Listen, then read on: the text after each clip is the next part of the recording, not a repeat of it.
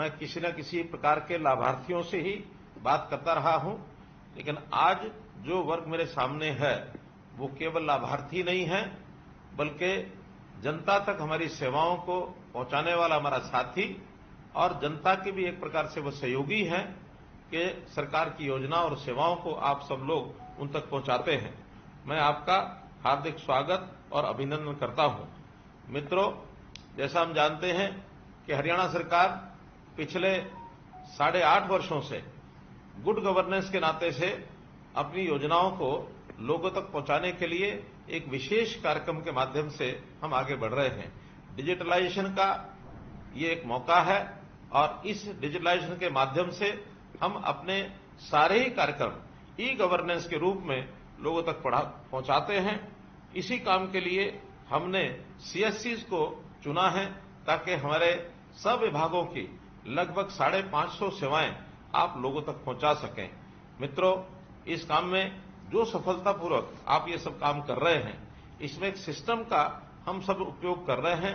उस सिस्टम को बनाने के लिए केंद्र सरकार से ये सीएससीज का प्रोग्राम ये बहुत ही लाभदायक हुआ है। आप लोग अपने भी धनोपार्जन के लिए, अपने भी एक प्रकार से रोजगार के लिए इस काम को जब अपनाया था तो शुरू में ऐसा लगता था कि ये सेवाओं के माध्यम से आप उतना पैसा शायद अर्न नहीं कर सकेंगे। हमने कुछ सरकारी सेवाएं भी आपको उस समय दी थी, लेकिन धीरे धीरे इन सेवाओं का जैसे जनता उपयोग करने लगी तो उसके जो चार्जेस थे उसका सीधा लाभ आपको भी होने लगा। और जो मेरी जानकारी है, लगभग 50,000 से लेकर के 1 लाख रुपए तक भी मासिक कमाने वाले और हमारे सीएससी सेंटर्स हैं। ऐसे मौके पर कभी कभी हमको शिकायतें भी मिलती हैं कि जो निश्चित चार्जेस तय किए गए हैं, कभी कभी उनसे ज्यादा चार्ज लेने की भी बात कुछ लोग करने लगे हैं। मैं मानता हूं कि सब लोग ऐसे नहीं होंगे, लेकिन कुछ सीएससी से ये शिकायतें प्राप्त हुई हैं। इसके लिए मेरा निवेदन है, क्योंकि जो जनता इससे लाभान्वित होने वाली है वो गरीब जनता है और उस गरीब जनता से जितना पैसा निर्धारित किया गया है उतना ही लेना चाहिए, उससे ज्यादा पैसा उससे हम नहीं लेंगे और निश्चित रूप से इससे आपका भी मान सम्मान बढ़ेगा। डिजिटल इंडिया का ये जो अभियान है, प्रधानमंत्री नरेंद्र मोदी जी के माध्यम से जो गति पकड़ी है, इसका उल्लेख न केवल अपने यहां देश में है बल्कि दुनिया के देश भी ये मानने लगे हैं कि इस गति से जो डिजिटल इंडिया का अभियान आगे बढ़ रहा है, बहुत से देश तो इसके ऊपर अध्ययन करने के लिए भी आगे बढ़े हैं। प्रधानमंत्री नरेंद्र मोदी जी ने पिछले साल जुलाई माह में जो डिजिटल इंडिया सप्ताह का शुभारंभ किया था, उस समय उन्होंने कहा था कि digital India ease of living और ईज ऑफ डूइंग बिजनेस को मजबूती देने वाला है। इस कार्यक्रम के अंतर्गत हमने नए नए प्रयोग शुरू किए।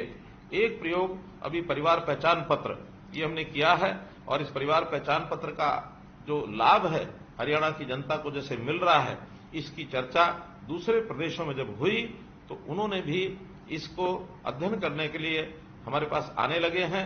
बहुत प्रदेशों ने अपने यहां इसको रेप्लिकेट भी किया है, परिवार पहचान पत्र को भी बनाने लगे हैं। न केवल देश में बल्कि बाहर से भी लोगों की एक जानकारी लेने की इच्छा जगी है कि परिवार पहचान पत्र क्या है। इस परिवार पहचान पत्र के माध्यम से हमने लोगों के राशन कार्ड बनाए, हमने लोगों को आयुष्मान भारत की योजना का लाभ पहुंचाया, हमने वृद्धावस्था पेंशन ये लोगों की अपने आप बने। 60 वर्ष की आयु के बाद व्यक्ति थोड़ा लाचारी का जीवन व्यतीत करता है तो उसको कहीं भी सरकारी दफ्तरों में चक्कर न काटने पड़े, कोई दरखास्त न देनी पड़े, कोई दस्तावेज लेके न चलना पड़े, तो उसको अपने आप घर बैठे 60 वर्ष के होने के बाद पेंशन देने का काम ये हमारा सेवा विभाग वो कर रहा है और इससे हमारे जो लाखों लोग इससे लाभान्वित हो रहे हैं। हमने चिरायु हरियाणा आयुष्मान भारत के साथ जोड़ करके आगे किया और इसका रजिस्ट्रेशन जो प्रारंभ कराया है, जो आपके माध्यम से भी सब हो रहा है, इसमें 75 लाख लोगों का और एक प्रकार से आयुष्मान चिरायु योजना के कार्ड ये बनाए जा चुके हैं। इसके साथ निरोगी हरियाणा योजना ये भी हमने शुरू की ताकि हर गरीब परिवार के सदस्य का उसकी जो जांच है वो जांच भी अस्पतालों के माध्यम से, हमारे डिस्पेंसरीज, सीएससीज उनके माध्यम से जांच होनी शुरू हो ताकि उसके टेस्ट, एक उसका जो स्वास्थ्य कार्ड है उसके आधार पर वो बनना शुरू हो और उसका रिकॉर्ड हर व्यक्ति के इलाज के समय उसका स्वास्थ्य कार्ड का जो रिकॉर्ड है, डाटा है, वो काम आएगा ताकि उसको प्रारंभ में ही इस जांच के माध्यम से जो लाभ होता है उसका भी एक उल्लेखनीय योगदान आपका है। तो हम लोग धीरे धीरे ऐसे बीपीएल परिवारों को ये जो सब लाभ पहुंचा रहे हैं, इन लाभ को पहुंचाने में अपना अपना जो योगदान है। हमारे यहां एक कल्पना की गई है कि सरकारी योजनाओं का लाभ सबसे पहले गरीब व्यक्ति को मिलना चाहिए। इससे पहले क्या होता था कि योजनाएं तो गरीब के लिए बनती थी, लेकिन उसका लाभ उठाने के लिए गरीब को छोड़ करके बाकी लोग जो थोड़ा दबंग वृत्ति के होते थे, जो योजनाओं का लाभ उठाने में बहुत ही माहिर होते थे, वो सब जाकर के योजनाओं का लाभ उठाते थे और गरीब आदमी पंक्ति में खड़ा रह जाता था।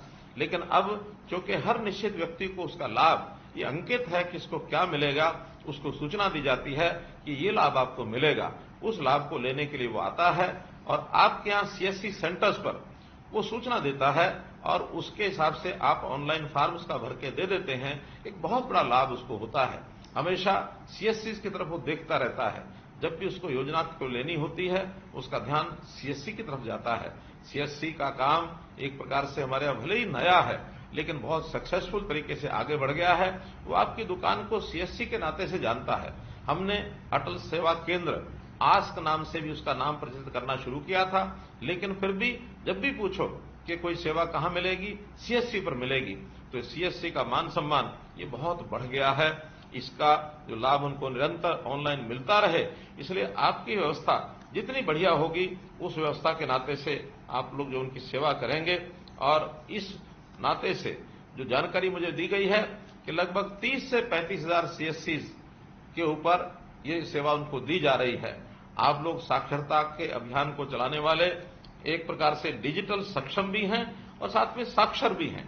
साक्षर व्यक्ति, पढ़ा लिखा व्यक्ति जब इस प्रकार से काम करता है तो उसका निश्चित रूप से लोगों में एक सम्मान बढ़ता है। पिछले 5 मास में इस डाटा का जो उपयोग करने वाले जो लोग हैं, जिनको हम सेवाएं दे रहे हैं, 9,36,000 गरीबों के स्वास्थ्य की जांच हुई है। 62 लाख लोग lab test 62 lakh lab test ये सब किए गए हैं। तो ये सब आखिर तो इस हिसाब से हुआ है। परिवार पहचान पत्र के हिसाब से जन्म मृत्यु इसका पंजीकरण भी हमने किया है, ताकि जन्म और मृत्यु का जो पंजीकरण करने के बाद जो परिवारों का डाटा है वो रियल टाइम बेस्ड उसकी संख्या ये हमारे पास होती है। बच्चे 0 to 6 ये जो बच्चे हैं इनका हम अलग से हमारा जो WCD डिपार्टमेंट है उसके माध्यम से उनकी चिंता करते हैं, उनका ख्याल करते हैं। 6 से लेकर के 18 वर्ष तक की आयु के जो बच्चे हैं उनका स्कूल की शिक्षा में उनका कितना दाखिला किस स्कूल में हुआ है। कुछ बच्चे जो न प्राइवेट स्कूल में जाते हैं न सरकारी स्कूल में जाते हैं, आखिर उनकी तलाश करना ये भी हमारे लिए इसी के माध्यम से संभव हो पाया है। इसी प्रकार जो 18 साल से 25 साल के युवा हैं, ये हायर एजुकेशन का डिपार्टमेंट उसको जो है ढूंढता है, उसको एजुकेशन के नाते या स्किलिंग के नाते उसको काम में लगे ये प्रेरणा दी जाती है, ताकि बड़ा होकर के अपने व्यवसाय को वो कर सके। इसका भी उसको जो लाभ है इसी परिवार पहचान पत्र के माध्यम से मिलता है।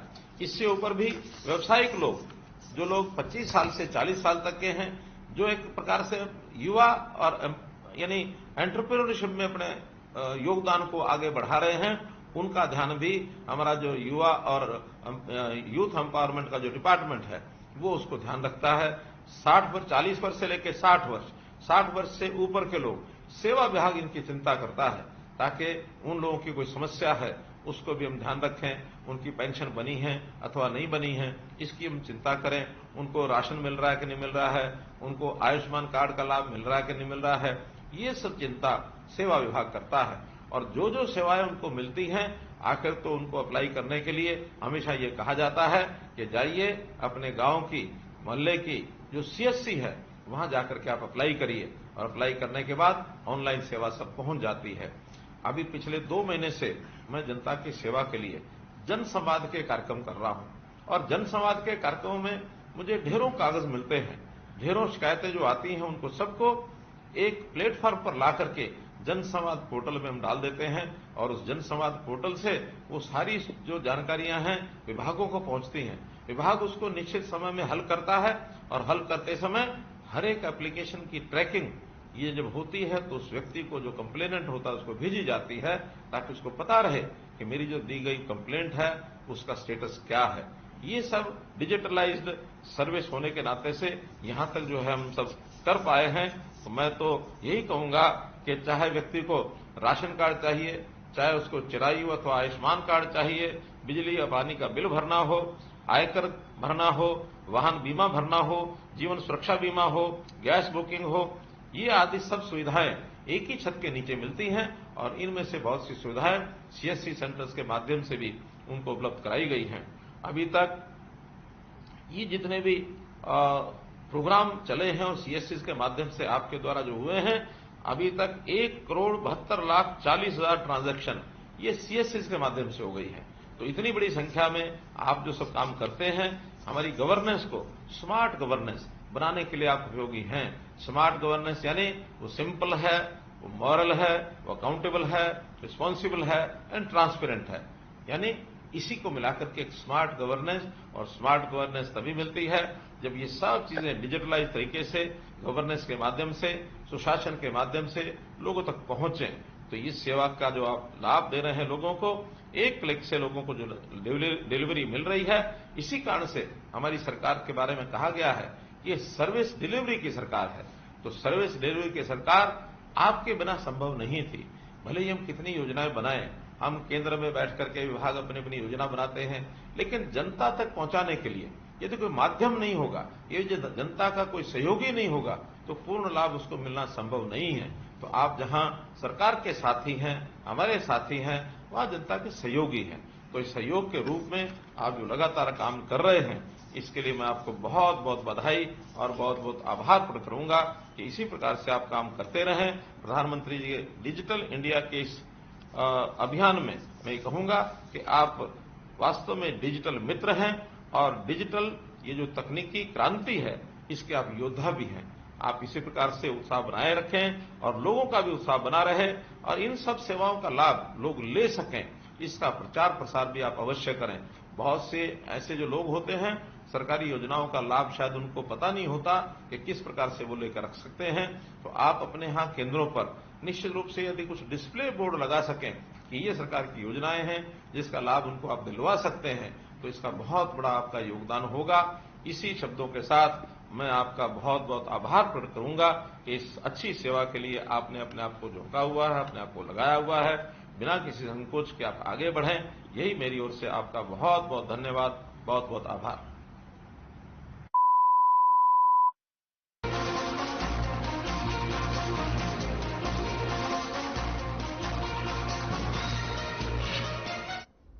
खबर करनाल से है, जहां सीएम मनोहर लाल करनाल पहुंचे और वहां पहुंचकर उन्होंने वार्ड नंबर 4 के कार्यकर्ताओं के साथ मीटिंग की। इसके बाद वार्ड नंबर 14-15 के कार्यकर्ताओं के साथ भी बैठक की, जिसमें उनके चुनाव की रणनीति बनाने के लिए अलग अलग वार्ड में मीटिंग हो रही है। और मीटिंग में बीजेपी जिला प्रधान, बीजेपी विधायक हरिविंदर कल्याण भी मौजूद रहे।